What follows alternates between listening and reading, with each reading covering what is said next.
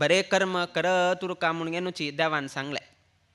फला अपेक्षा कर नका, कर्म मात्र कर. भगवद्गीतेंतनी श्लोक तुम गोतसा, कर्मण्ये वाधिकार असते मा फलेशु कदाचन म्हणून सांगेल असा.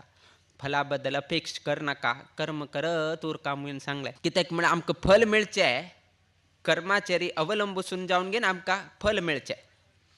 आता ते कर्म करताना आम्ही कितले भक्ती दवरले, कितले विश्वास दवरले ते ताका अटॅच करका. आम्ही बरे कर्म करका, कर्म करताना तू भावन कशी दवरले, तुगेल भक्ती कशी असा, तू विश्वास कितले दवरले त्या कर्म करताना त्या उठता जेरी अवलंबून उरता.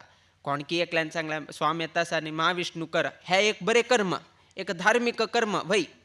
बट ते धार्मिक कर्म करताना तुमगेल भावन कसं नाही, हे कसकी रे मरे स्वामी येतासाची एक होड अनुष्ठान कर का म्हणलं कितीर करतासा म्हळ्यार ना त्यांना जायना.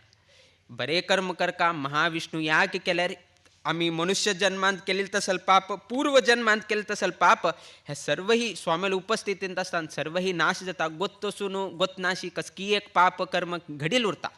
असल एक पुण्यकर्म केल्या निमित्तानं त्या उठूची एक पाप निवारण जाता. तसल एक पवमान कर का म्हणले उद्देशान जर केलं म्हळ्यारी त्यांना केलेलं तसल कर्माक बरे फल तुमकां मेळता. जर कर्म विरुद्ध असल्यारी तक विरुद्ध जावन घेऊनची तुमकां फल मिळता.